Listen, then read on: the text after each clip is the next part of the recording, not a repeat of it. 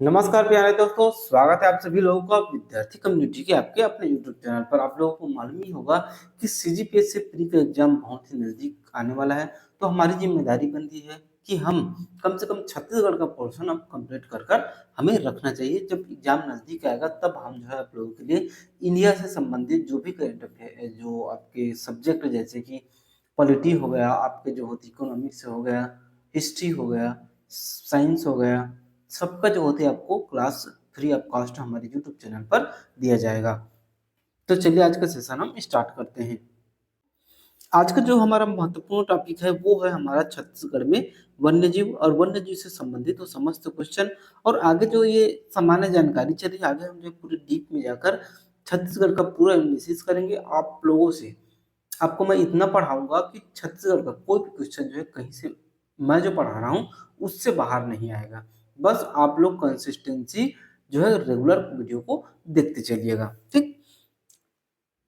छत्तीसगढ़ में जो राष्ट्रीय उद्यान की जो संख्या है वो छत्तीसगढ़ में राष्ट्रीय उद्यानों की संख्या कितनी है? 3 है हमारी। सबसे बड़ी जो राष्ट्रीय उद्यान है वो है गुरु घासीदास जो कि कोरिया में स्थित है, जिसका जो कुल क्षेत्रफल है वो 1441 वर्ग किलोमीटर के क्षेत्रफल पर फैला हुआ है। वहीं बात करें सबसे सबसे जो है छोटा राष्ट्रीय उद्यान की, तो कांगेर घाटी जो राष्ट्रीय उद्यान है जो 200 वर्ग किलोमीटर पर फैला है, ये हमारा छत्तीसगढ़ की जो है सबसे छोटी जो है वो राष्ट्रीय उद्यान है, जिसे क्या कहा जाता है? राष्ट्रीय उद्यान को नेशनल पार्क, ठीक। और जो सबसे प्राचीन राष्ट्रीय उद्यान है जो सबसे पहले बना था वो हमारा इंद्रावती राष्ट्रीय उद्यान जो कि बीजापुर में है, और ये बना था 1978 में। वन्यजीव अभ्यारण्य की बात करें, वाइल्ड लाइफ सेंचुरीज की, तो वो जो हमारे छत्तीसगढ़ में है वो 11 है टोटल, जिसमें सबसे बड़ा बात करें तो तमोर पिंगला राष्ट्रीय आपका अभ्यारण्य है। 608 वर्ग किलोमीटर पर ये फैला हुआ है, ठीक है, जो कि कहाँ है आपका सूरजपुर। जो एक एक पॉइंट बता रहा हूँ ना वो क्वेश्चन बनकर आता है एग्जाम में। जैसे कि सबसे बड़ा, अब बड़ा है तो कहाँ है, और कहाँ है तो वो कितने किलोमीटर पर फैला हुआ है, ठीक है। और आगे मैं आप लोग को ये भी बताऊंगा कि तमोर पिंगला अभ्यारण्य की क्या विशेषता है, कौन कौन से वन्यजीव यहाँ जो है विचरण करते हैं, ये सभी जो है आप लोगों को बताऊंगा। और साथ ही साथ मेंस के दृष्टिकोण से भी आपको बताते चलूंगा कि क्या इनके महत्व है, क्या इनकी प्रासंगिकता है, और क्या इसके इस पर जो होती है और शोध कर कर इनकी अधोसंरचनाओं पर विकास किया जा सकता है। ऐसे हम पूरी डिटेल में देखेंगे। बस आप लोग हमारे चैनल को लाइक और सब्सक्राइब कर कर रख लीजिए ताकि आप तक इसका नोटिफिकेशन पहुंच जाए, ठीक। वहीं हम अगर हम सबसे छोटा राष्ट्रीय उद्यान की बात करें तो बादलपुर राष्ट्रीय उद्यान जो कि जसपुर में है, 105 वर्ग किलोमीटर पर फैला हुआ है। ये हमारे छत्तीसगढ़ के सबसे छोटा जो है वो अभ्यारण्य है।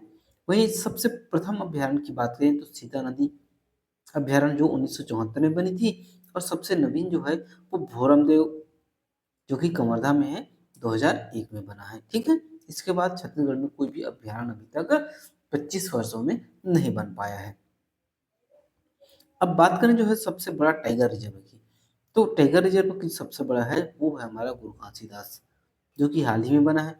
टोटल अब टाइगर रिजर्व की संख्या छत्तीसगढ़ में 4 हो गई है, जिसमें से जो गुरु घासीदास टाइगर रिजर्व है वो सबसे बड़ा है, 2829 वर्ग किलोमीटर क्षेत्रफल पर ये फैला हुआ है। वही बात करें एशिया का सबसे प्रथम बायोस्फीयर रिजर्व की, तो कांगेर घाटी, ये 1892 1982 में बना था, जो कि वर्तमान में नहीं है, ठीक। बायोस्फीयर नहीं है, कांगेर घाटी राष्ट्रीय उद्यान है, ठीक है। अब बात करें वर्तमान में बायोस्फीयर रिजर्व कौन है, तो जो अचानकमार टाइगर रिजर्व है वो ही जो है अपना क्या है, बायोस्फीयर रिजर्व ही है, जो कि 14वें क्रम का है, 2005 में ये घोषित किया गया था। वहीं बात करें हम अब जो है छत्तीसगढ़ के प्रमुख नदियों की, तो नदियों में जो है पूरा ड्रेनेज सिस्टम पढ़ने वाले हैं। छत्तीसगढ़ में कौन कौन सी प्रमुख नदियां हैं, कहाँ कहाँ बहती है, कौन कौन से शहर कौन कौन से नदियों के मध्य पास स्थित है तट स्तर पर, और कौन कौन से संगम है, क्या क्या इनकी परियोजनाएं हैं, ये सब जो है पूरा डिटेल में आपको देखने को मिलेगा। बस आप लोग कंटिन्यू बने रहिए। सबसे लंबी नदी या फिर जो है छत्तीसगढ़ की गंगा या छत्तीसगढ़ की जीवन रेखा, ये हमारे जो है महानदी को कहा जाता है। आपको कमेंट करके बताना है कि महानदी कहाँ से निकलती है। ठीक है, 286 किलोमीटर है। बस्तर की जीवन रेखा की बात करें तो ये जो होती इंद्रावती नदी है, जिनकी प्राचीन नाम क्या है, नंदाकिनी। ठीक, नंदाकिनी। सरगुजा की जीवन रेखा की बात करें तो रिहन नदी, जिनका प्राचीन नाम क्या है, रेन नदी।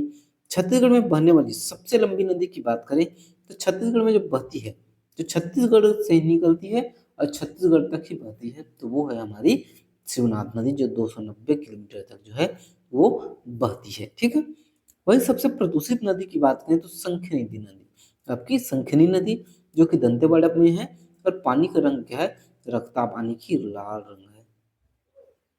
ठीक है, अगला है भारत का न्यागरा, जिसे चित्रकूट जलप्रपात, भारत का सबसे चौड़ा जो है जलप्रपात इंद्रावती नदी पर है।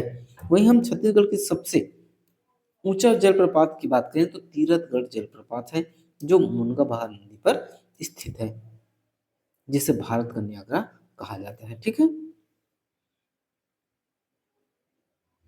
चलिए आगे देखते हैं।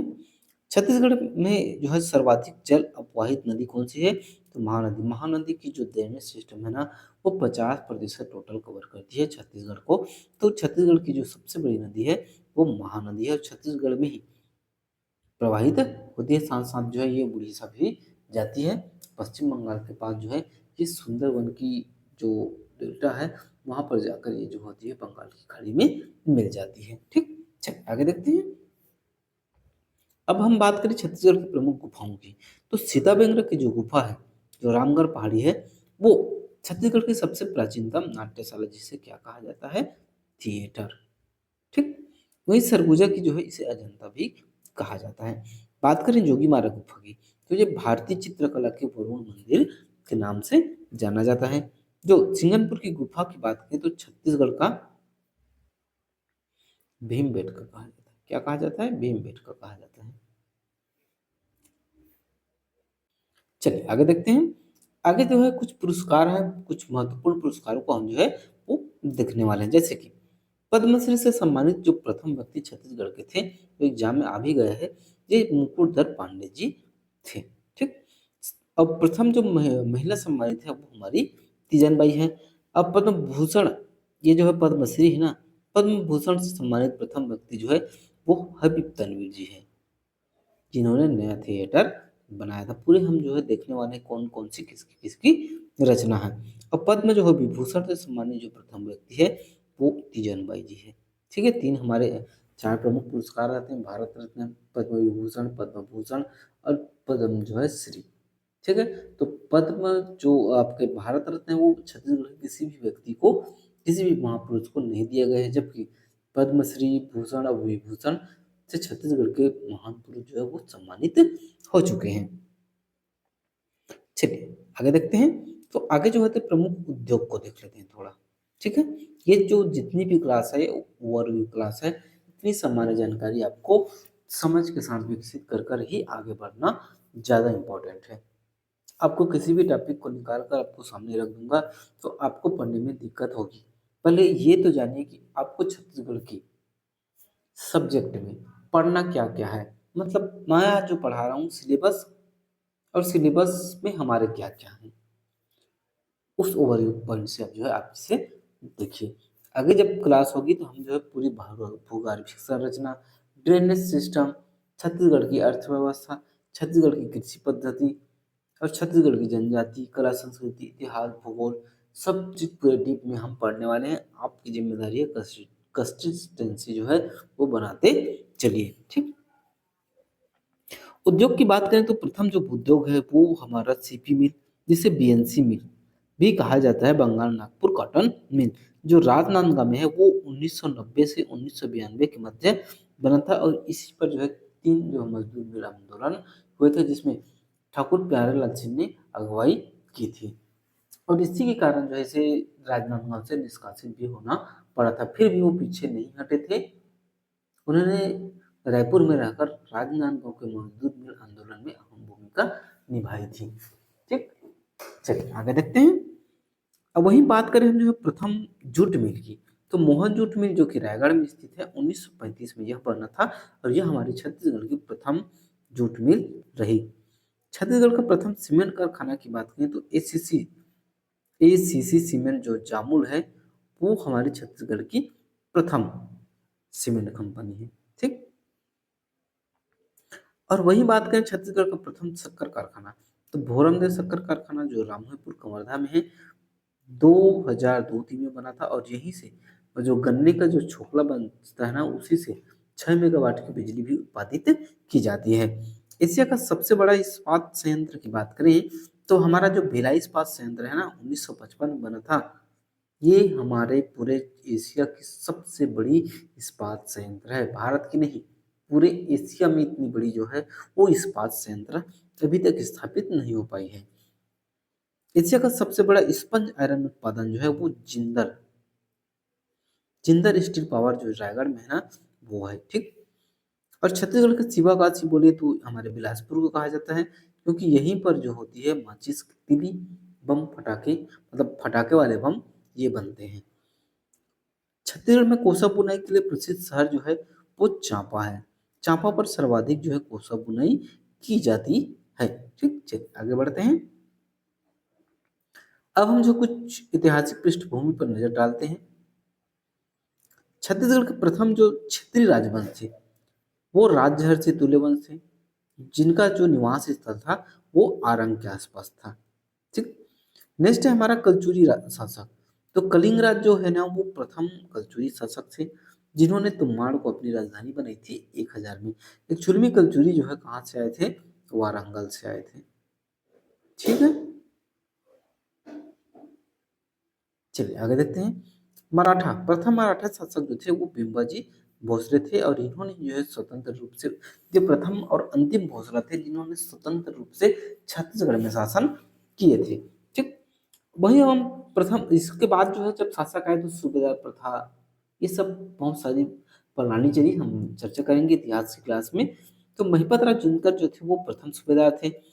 प्रथम जिलेदार की बात करें तो कृष्णराव अप्पा, इनका मुख्यालय जो है ये रायपुर था, लेकिन जब सूबेदार थे तब मुख्यालय जो है वो रतनपुर था। प्रथम ब्रिटिश अधीक्षक की बात करें तो कैप्टन एडवन, ये प्रथम ब्रिटिश अधीक्षक रहे। प्रथम डिप्टी कमिश्नर की बात करें तो चार्ल्स सी इलियट, ये छत्तीसगढ़ के प्रथम डिप्टी कमिश्नर रहे। प्रथम महिला शासिका की बात करें तो प्रफुल्ल कुमारी देवी, ये प्रथम महिला शासिका थी। जनजाति विद्रोह की बात करें तो हल्बा विद्रोह जो है वो सबसे पहले विद्रोह था। कुल टोटल 6-7 विद्रोह हुए थे, हम आगे देखने वाले हैं। प्रथम विद्रोही की बात करें तो जो युवराज कुंवर जी थी, वो छत्तीसगढ़ की प्रथम विद्रोही की संज्ञा प्राप्त है। चलिए आगे देखते हैं। छत्तीसगढ़ की जनजातियों को हम जो है थोड़ा कवर कर लेते हैं। ठीक। छत्तीसगढ़ की जो सबसे बड़ी जनजाति है वो कौन कौन सी है? सबसे पहला गोंड, फिर कंवर, फिर उराव। ये छत्तीसगढ़ की जो है प्रमुख जनजाति है, और सबसे शिक्षित जनजाति उराव जनजाति। ठीक। चलिए देखते हैं आगे। वही बात करें छत्तीसगढ़ की सबसे प्रमुख जनजाति कौन सी है? गोंड जनजाति। लेकिन सबसे पिछड़ी जनजाति जो है वो अबूझ मारिया जनजाति है। और विशेष आपके जो है विशेष पिछड़ी जनजाति जो है छत्तीसगढ़ में 5 विशेष पर जो है पिछड़ी जनजाति है। जो व्यक्ति पहले से पढ़ लिए हैं वो कमेंट बॉक्स में कमेंट करके बताएंगे कि कौन कौन सी जनजाति विशेष पिछड़ी जनजाति के अंतर्गत छत्तीसगढ़ में आती है। ठीक है। सबसे जो साक्षर है ना वो हलबा, प्रधान, फिर उराव है। उराव जो होती है वो तीसरे नंबर पे है, मैं आपको पहले बता दिया था। ठीक है। सबसे ज्यादा हलबा। आर्थिक रूप से समृद्ध जनजाति जो है वो भी जो है हमारी हलबा है, क्योंकि जो शिक्षित हैं वो क्या है? सबसे समृद्ध है। तो शिक्षा बहुत जरूरी है। जब शिक्षित होंगे तब आप अमीर होंगे। ठीक है। छत्तीसगढ़ जनजाति अनुसंधान जो केंद्र है वो हमारे नवा रायपुर में बनाया गया है। विश्व का प्रसिद्ध जो जनजातीय नृत्य है वो है हमारा बायसनहार, जिसे जो है गौर नृत्य कहा जाता है। और जनजातियों में सर्वाधिक लोकप्रिय जो नृत्य है वो कर्मा नृत्य है। अब विश्व की प्रसिद्ध मड़ई जो होती है वो हमारे कहाँ होती है? नारायणपुर में। और विश्व का सबसे प्राचीन जो शिल्प कला है वो ढोकरा शिल्प कला है। ठीक है। तो ये है हमारी आज की क्लास। आगे क्लास में जो है भाषा, बोली, और फिर आगे क्लास में जो है विविध कुछ महत्वपूर्ण पर्वत पठार ये देखने वाले हैं। फिर जो है जल्द से जल्द जो है वो हमारी ये क्लास स्टार्ट हो जाएगी। ठीक, जहाँ पर हम जो है पूरे डिटेल में हर एक पहलुओं को जो है वो डिटेल में कवर करने की कोशिश करेंगे। साथ ही साथ मैं आप लोगों को एमसीक्यू भी कराऊँगा। तो वीडियो और क्लास तो मज़ेदार होने वाला है। बस आप जो है सब्सक्राइब कर कर रख लीजिए, लाइक भी कर दीजिए और उन दोस्तों यारों को तक पहुँचाइए जो सीजीपीएससी, सीजीव्यापम या किसी भी नौकरी की तैयारी कर रहे हैं। तो उसके लिए फ्री ऑफ कॉस्ट पैकेज है, कोई भी शुल्क नहीं देना है, बस आपको लाइक और सब्सक्राइब कर कर रखना है। आप तक video daily up to date जो है पहुँचते जाएगा। ठीक, मिलते हैं नेक्स्ट क्लास में, तब तक के लिए जय हिंद, जय भारत, जय छत्तीसगढ़।